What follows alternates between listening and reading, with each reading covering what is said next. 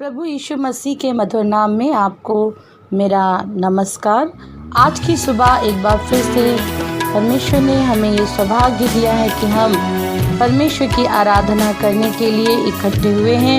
उसने हमें नया दिन दिखाया है, उसने हमें नया जीवन दिया है। क्यों ना आए हम उसकी महिमा करें, उसका धन्यवाद करें कि उसने हमें जीवित रखा है, क्योंकि जब तक हम जीवित हैं तब तक ही हम उसकी महिमा करने पाते हैं। हालेलुया। यीशु करीब है,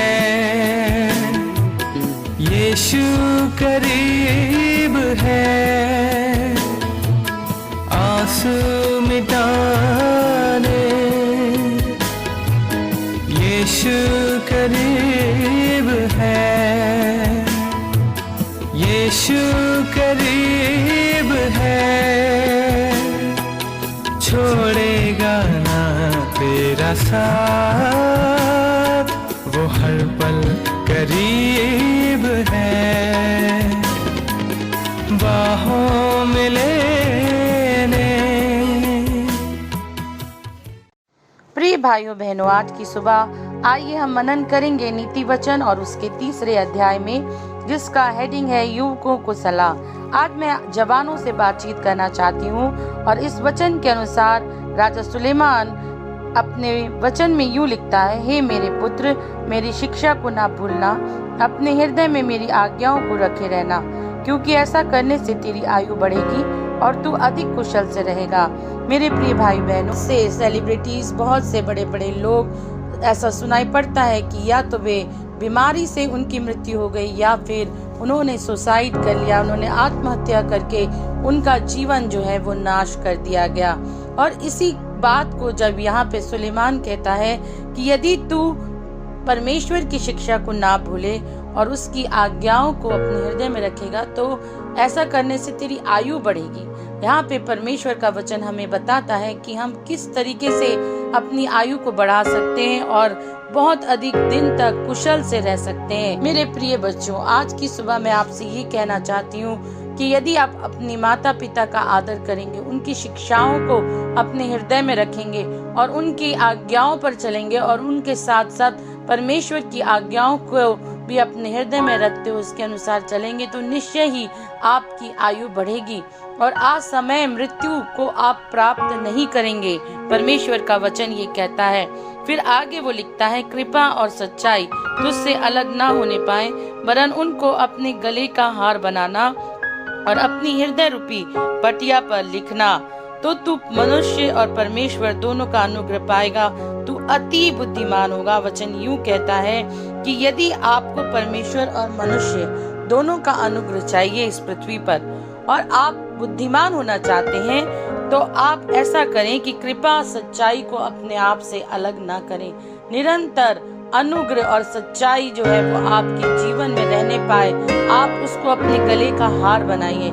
ऐसा करने से आप बहुत अधिक बुद्धिमान बन जाएंगे और परमेश्वर और मनुष्य दोनों के अनुग्रह में आप बढ़ेंगे। परमेश्वर का अनुग्रह तो बहुतों को प्राप्त होता है, लेकिन कई बार हम मनुष्यों के अनुग्रह को पाने से चूक जाते हैं। यीशु मसीह के बारे में लिखा कि वह परमेश्वर और मनुष्य दोनों के अनुग्रह में बढ़ता गया। हालेलुया। परमेश्वर चाहता है कि ना केवल परमेश्वर का अनुग्रह हमारे साथ हो, परंतु मनुष्यों जिनके बीच में हम रहते हैं उनका अनुग्रह भी हमें मिलने पाए, वो भी हमसे प्रेम करने पाए, हमारे ऊपर कृपा करने पाए। इसके लिए हमें कृपा और सच्चाई को निरंतर अपने से अलग नहीं होने देना है। फिर 5वें पद में कहता है, तू अपनी समझ का सहारा न लेना, वरन संपूर्ण मन से यहोवा पर भरोसा रखना, उसी को स्मरण करके सब काम करना, तब वह तेरे लिए सीधा मार्ग निकालेगा। आज जवान बहुत से तनाव में रहते हैं, उनके पास अपने जीवन को सार्थक करने के लिए, जीने के लिए कई बार कोई उपाय नहीं रहता। छोटी छोटी बात में वो हार का अनुभव करते हैं, छोटी छोटी बात में वो चिंताओं से और परेशानियों से घिर जाते हैं। उनके पास अपने प्रश्नों के उत्तर नहीं रहते।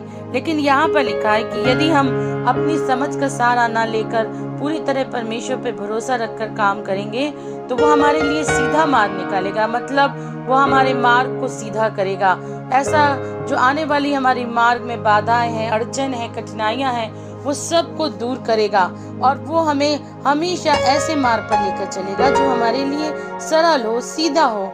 कई बार हम अपनी समझ का सहारा लेकर कई डिसीजंस को गलत कर देते हैं। हम ऐसा सोचते हैं कि ये हमारी दृष्टि में अच्छा है, हमारे लिए अच्छा होगा, लेकिन परमेश्वर का वचन कहता है कि ऐसा भी मार्ग है जो मनुष्य को अच्छा लगता है लेकिन उसके अंत में मृत्यु ही मिलती है। इसलिए अपनी बुद्धि का सहारा ना लेकर निरंतर परमेश्वर पर भरोसा रखें, उसी के वचन को ध्यान में रखते हुए अपने डिसीजंस लें और तो आपके लिए हर मार्ग सीधा हो जाएगा। फिर 7वें पद में लिखा है, अपनी दृष्टि में बुद्धिमान ना होना, यहोवा का भय मानना और बुराई से अलग रहना। ऐसा करने से तेरा शरीर भला चंगा और तेरी हड्डियां पुष्ट रहेंगी। इन दिनों में हम देखते हैं कि बीमारियां हर एक घर में, हर एक व्यक्ति को अपने कड़ कर रखी हुई है। हर एक के जीवन में, चाहे वो छोटा बच्चा हो, जवान हो या बुजुर्ग हो, प्रौढ़ हो, हर एक के जीवन में हम बीमारियों को देखते हैं। पर परमेश्वर का वचन हमें बताता है कि यदि आपको चंगा रहना है तो आप अपनी दृष्टि में बुद्धिमान मत होइए। कई बार हम अपने आप को बुद्धिमान जानकर बहुत से काम ऐसे करते हैं जो हमारे लिए अच्छे नहीं हैं। और यहाँ पे लिखा है, यहोवा का भय मानो और बुराई से अलग रखो। हाँ, यीशु मसीह ने भी अपनी शिक्षाओं में बार बार यही सिखाया कि बुराई ना करो, के बदले भलाई करो। ऐसा परमेश्वर का वचन हमें बताता है और ऐसा करने से हम चंगे रहेंगे और हमारी हड्डियां जो रहेंगी वो पुष्ट रहेंगी और हम पूरी तरह स्वस्थ रहेंगे और रुकावों की नहीं, हमारी जवानी नहीं होती जाएगी। फिर 9वें पद में लिखा, अपनी संपत्ति के द्वारा और अपनी भूमि की सारी पहली उपज देकर यहोवा की प्रतिष्ठा करना। इस प्रकार तेरे खत्ते भरे पूरे रहेंगे और तेरे रस कुंडों से नया दाख मधु उमड़ता रहेगा। आज हम देखते हैं कि प्रत्येक घरों में चाहे कमाई कितनी भी बड़ी कर हो, बहुत लोग कमाते हैं, पति पत्नी दोनों कमा रहे हैं, लेकिन फिर भी महीने के अंत में उनका हाथ खाली रहता है, उनके पास कुछ नहीं बचता। वो एक दुख भरा जीवन जीते हैं और हमेशा चिंताओं, निराशाओं में, कर्ज में डूबे रहते हैं। पर परमेश्वर का वचन ये कहता है कि यदि हम अपनी संपत्ति या अपने दशमांश, अपनी पहली उपज को परमेश्वर के लिए चढ़ाएं, हर एक पहली उपज को, चाहे वो हमारा समय हो, चाहे वो हमारा धन हो, चाहे वो हमारी हेल्थ हो, यदि हम उसे परमेश्वर को चढ़ाएं तो निश्चय ही हमारे खत्ते भरे पूरे रहेंगे और हमारे रस कुंडों से दाख मधु उमड़ता रहेगा। मतलब हमें कभी किसी वस्तु की घटी नहीं रहेगी। यदि हम इस बातों को पूरा करते हैं तो परमेश्वर हमें आश्वासन देता है कि वो हमें चंगा करता है, वो हमारे खत्तों को भरा पूरा रखता है। और यहाँ पे लिखा है कि हे मेरे पुत्र, यहोवा की शिक्षा से मुंह ना मोड़ना, जब वह तुझे डांटे तब बुरा ना मानना, क्योंकि यहोवा जिससे प्रेम रखता है उसको डांटता है, जैसे कि बाप उस बेटे को जिसे वह अधिक चाहता है। यदि आपके जीवन में ऐसा लग रहा है कि कुछ अच्छा नहीं हो रहा है, परमेश्वर का क्रोध आपके जीवन में प्रकट हो रहा है, आपको ऐसा लग रहा है कि आपकी ताड़ना हो रही है, तो आप चुपचाप धीरज के साथ उस ताड़ना को सह लें और हर एक बात को परमेश्वर के सामने मान लें, अपने अपराधों को माने और उसे छोड़ भी लें। वचन कहता है कि आप पर दया की जाएगी, क्योंकि परमेश्वर इसलिए हमारी ताड़ना करता है क्योंकि वो हमारी आत्मा को, हमारे प्राण को, हमारी देह को नरक में जाने से बचाना चाहता है। वो इसलिए लिखा है कि यहोवा जिससे प्रेम रखता है उसको डांटता है। और 21 पद में यूँ लिखा है कि हे मेरे पुत्र, ये बातें तेरी दृष्टि की ओट में ना होने पाए, खरी बुद्धि और विवेक की रक्षा कर, तब इससे तुझे जीवन मिलेगा और ये तेरे गले का हार बनेंगे। तब तू अपने मार्ग पर निडर चलेगा और तेरे पाँव में ठेस न लगेगी। जब तू लेटेगा तब भय न खाएगा, जब तू लेटेगा तब सुख की नींद आएगी। अचानक आने वाले भय से न डरना, और जब दुष्टों पर विपत्ति आ पड़े तब ना घबराना, क्योंकि यहोवा तुझे सहारा दिया करेगा और तेरे पाँव को फंदे में फंसने न देगा। हालेलुया। ओ कितना अद्भुत उसकी प्रतिज्ञा है, कितना अद्भुत उसका वचन है जो हमें बार बार सिखाता और समझाता है। आज मैं जवानों को देखती हूँ कि उनको रात में नींद नहीं आती, वो सारी रात जगे रहते हैं, एक अनजाने भय से वो ग्रसित हैं। यहाँ वचन कहता है कि यदि ये सारी बातें जो अभी कही गई हैं वो, और यहाँ लिखा है कि जब तू लेटेगा तब भय ना खाएगा, जब तू लेटेगा तब सुख की नींद आएगी। यदि आप अच्छी नींद चाहते हैं तो परमेश्वर के वचनों को अपने हृदय में लगा के रखें। ये 5 पॉइंट जो मैंने आपको बताए हैं कि उसकी शिक्षाओं को अपने हृदय में रखें। कृपा और सच्चाई आपसे अलग ना होने पाए। अपनी समझ का सहारा मत लीजिए, संपूर्ण मन से यहोवा पर भरोसा रखिए और अपनी दृष्टि में बुद्धिमान मत होइए। यहोवा का भय मानिए और बुराई से अलग रहिए और शिक्षा से मुंह ना मोड़। जब वह तुझे डांटे तब बुरा ना मानना। वो परमेश्वर की बुद्धि को आप ले लें और उसे अपनी दृष्टि की ओर में ना होने दें। ऐसा करने से आपका जीवन फलवंत रहेगा, बड़ा बुरा रहेगा। तब आप परमेश्वर की आशीष को अपने जीवन में पाएंगे और आपके जीवन भर परमेश्वर की भलाइयों को आप देखने पाएंगे। हालेलुया। हर प्रकार की चिंता, निराशा, टेंशन्स आपके जीवन से दूर होने पाएंगी और बहुत सी शिक्षाएं इस नीति वचन 3 अध्याय में लिखी हैं। और जब हम इन बातों को पढ़ते और उस पर चलते हैं तो परमेश्वर का जो सामर्थ है वो हमारी छाया करता है। हालेलुया। न दिन की धूप से और न रात की चांदनी से हमारी कुछ हानि हो सकती है। परमेश्वर आपके भय को दूर करे और परमेश्वर आपको आज के रात मीठी नींद दे। हम ऐसी प्रार्थना करेंगे। हालेलुया। आइए हम प्रार्थना करें। सर्वशक्तिमान सामर्थ्य खुदावन, हम आपके चरणों में आज की सुबह है प्रभु। आपका धन्यवाद, आपकी स्तुति करते हैं, आपका धन्यवाद करते हैं। जितने लोग मेरे साथ प्रभु इस प्रार्थना में जुड़े हुए हैं, हर एक को खुदावंत यीशु मसीह अपनी सामर्थ से भर प्रभु। हमें एक मन कर खुदावंत, ताकि हम एक मन होकर परमेश्वर आपके सन्मुख अपनी प्रार्थना और विनती को रखने पाए, क्योंकि आपने कहा है जहाँ 2 या 3 एक मन के होते मैं इनके बीच में होता हूँ। यीशु मसीह आप हमारे बीच में हैं। ओ हालेलुया।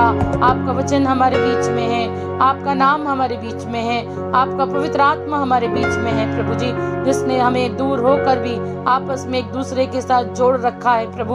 और प्रति सुबह जब हम इस प्रार्थना को करते हैं खुदावंद, हमारा विश्वास है कि आप हमारी प्रार्थनाओं को सुनते हैं। धन्यवाद प्रभु जी इस नीति वचन के लिए।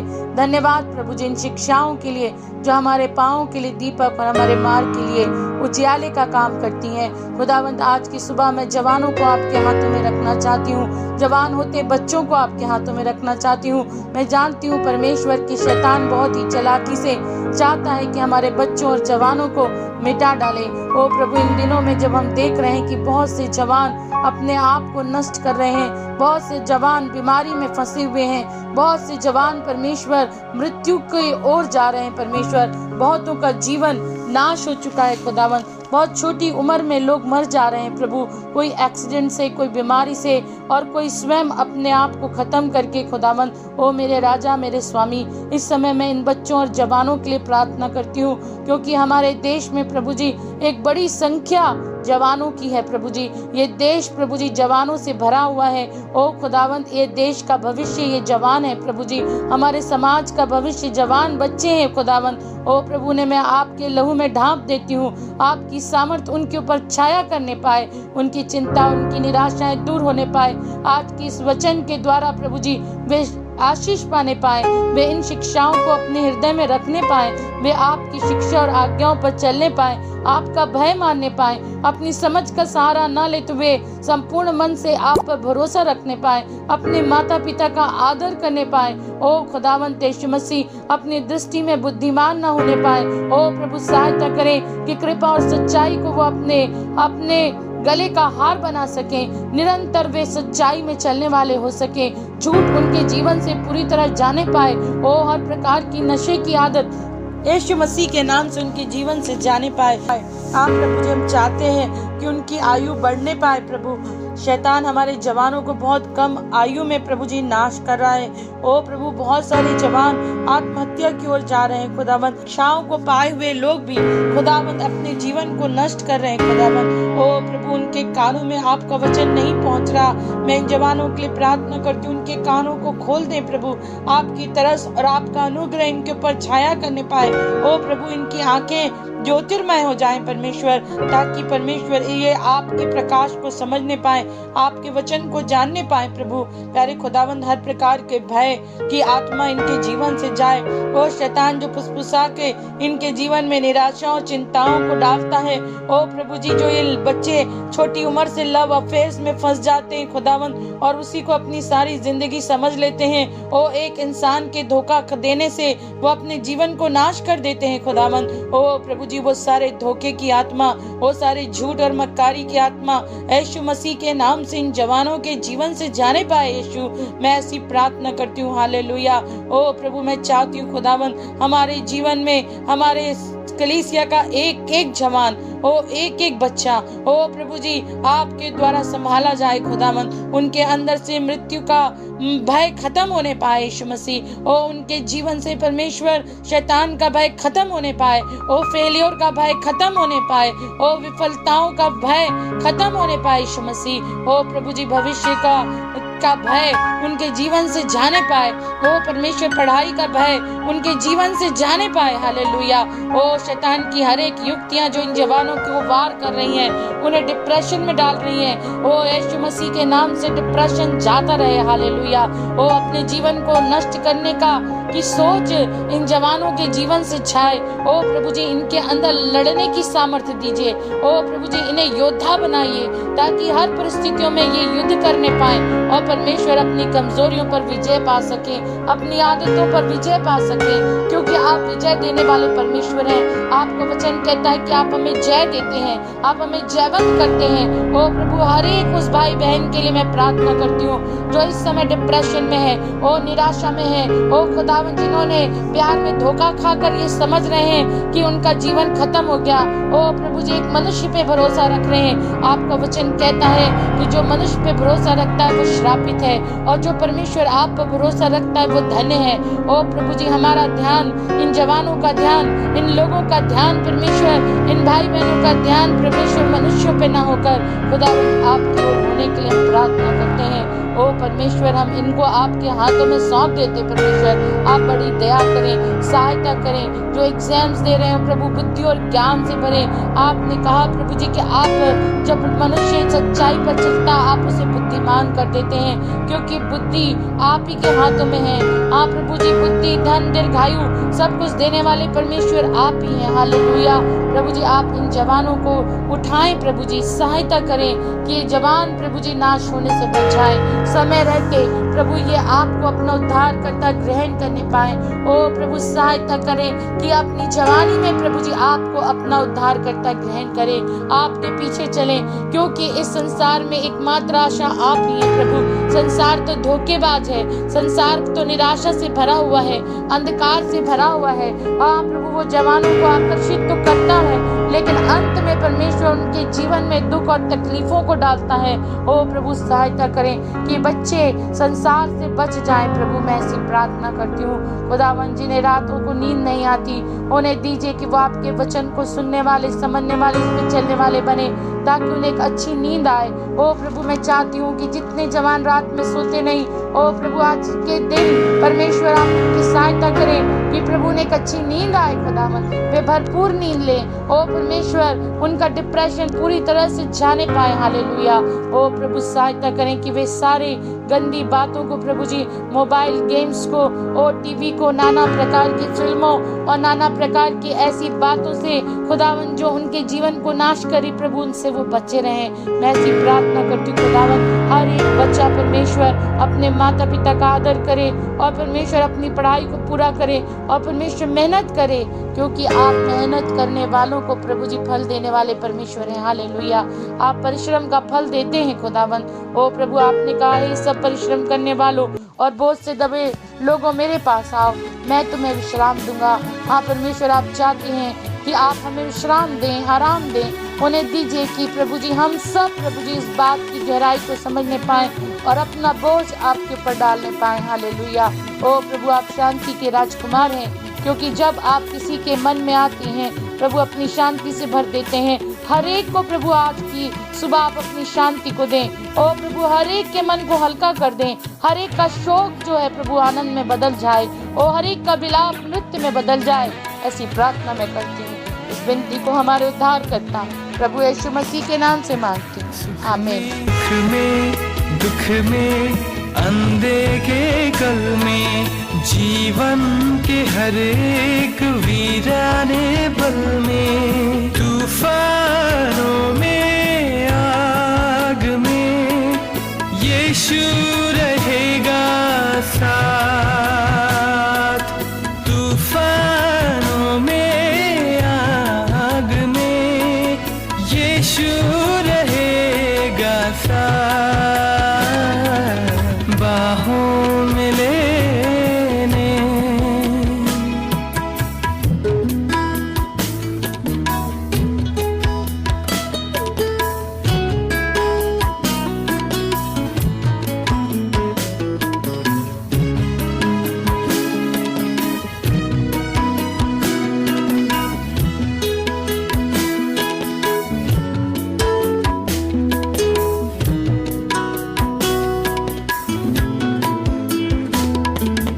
सत्य और जीवन यीशु ही है, उसके बिना मुक्ति नहीं है।